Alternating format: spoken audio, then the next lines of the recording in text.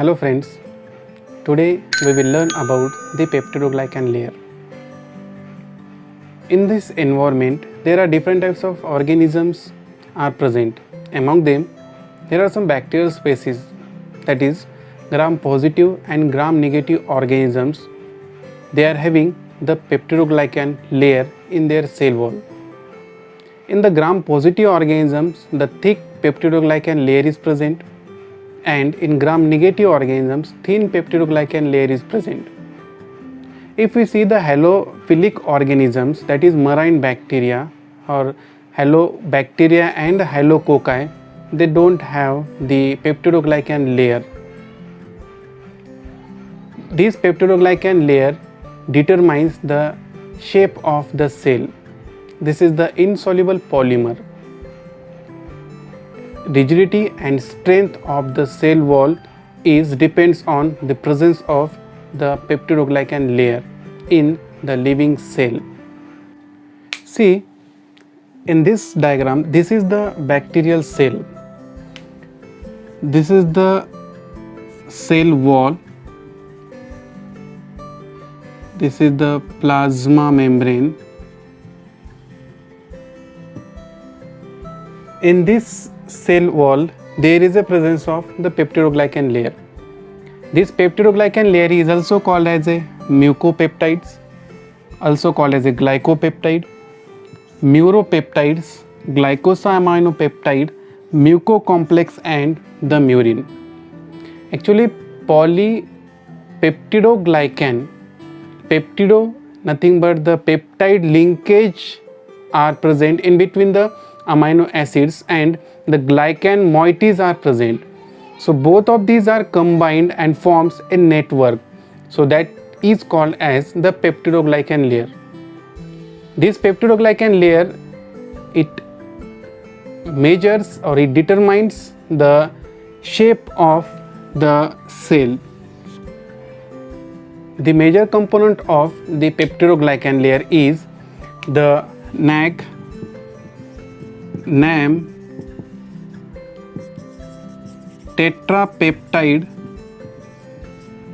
and pentaglycine. See, these are the major component of the formation of peptidoglycan layer is required. In this, NAG is nothing but the N-acetyl glucosamine. NAM is nothing but the N-acetyl muramic acid. This tetrapeptide, there are 4 different amino acids. They are interlinked interlinked to form a network in presence of a peptide linkages and called as the tetrapeptide. That is the 4 amino acids. The pentaglycine, there are 5 glycine molecules. They are interlinked by a peptide linkage and form a network. So these ingredients, these constituents, they will form the peptidoglycan layer. Now we will see in this video that how these molecules, how these components, they forms the peptidoglycan layer. So let's see the video. The rigid layer of both gram-negative, that is Escherichia coli, and gram-positive, that is Staphylococcus aureus, is very similar in chemical composition, called as peptidoglycan.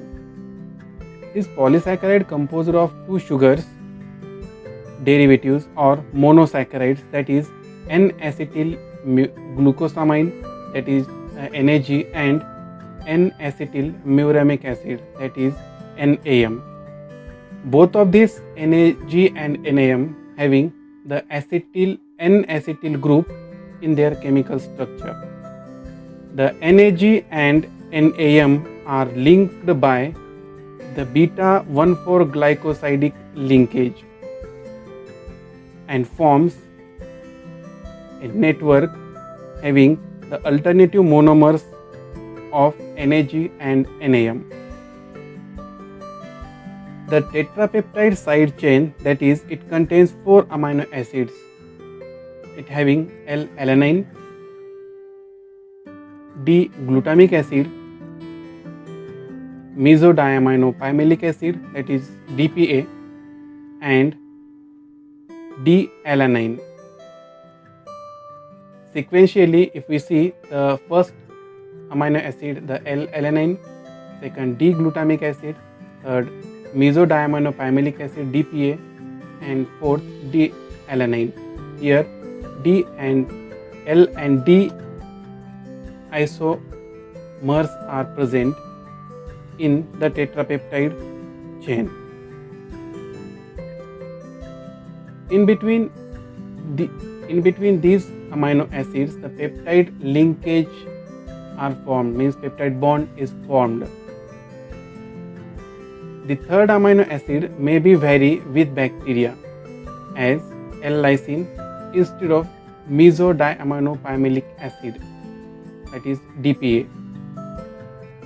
In gram-negative organisms, there is presence of the mesodiaminopyamilic acid, and in gram-positive organism, there is a presence of the L-lysine.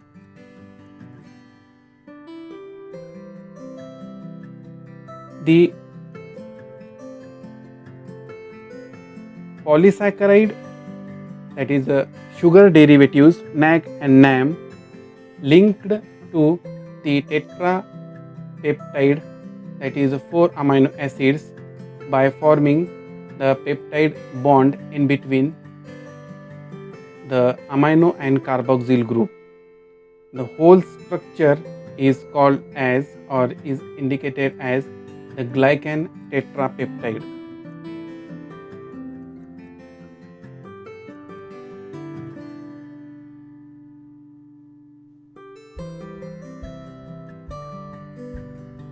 This tetrapeptide, they link to N-acetylmuramic acid to the next N-acetylmuramic acid and form such type of linkage in between the two adjacent chain and forming such type of a peptidoglycan, that is forming a linkage in between the NAM to the next chain of the NAM.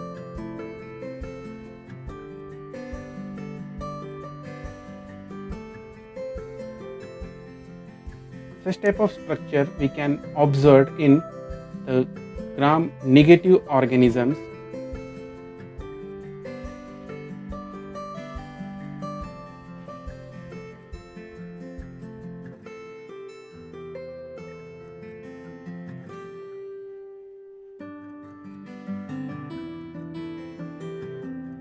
Whereas in gram-positive organisms, the parallel tetrapeptide side chains are linked by a pentaglycine peptide cross bridge or links, that is shortly called as the PPCB, pentaglycine peptide cross bridge, that contains 5 glycine amino acids linked by the peptide bond.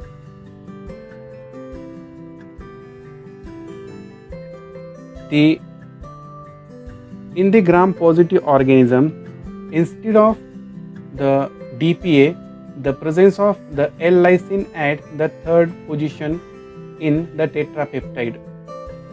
This PPCB, that is pentaglycine peptide cross bridge, is bind to the third amino acid and at the terminal end or at the fourth amino acid, that is the D-alanine, and forms a network.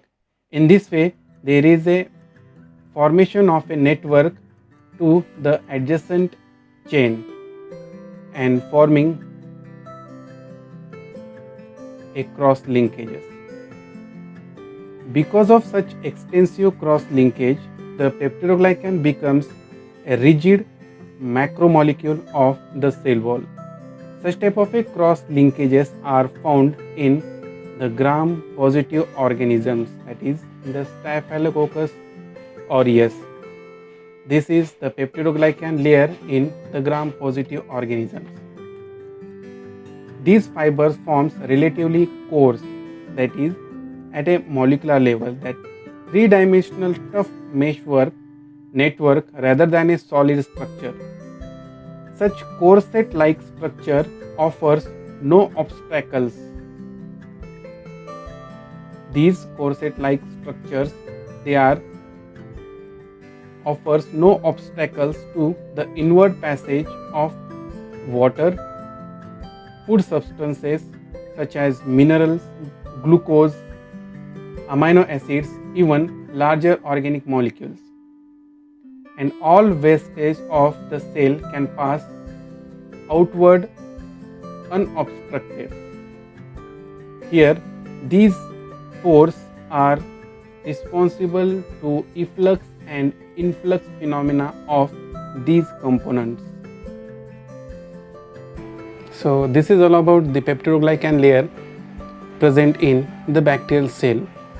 Now in the next video we will see the cell wall of gram-positive and gram-negative organisms and how this peptidoglycan layer is involved in the gram-positive and gram-negative cell to become a rigid and strength of that cell walls. Thank you.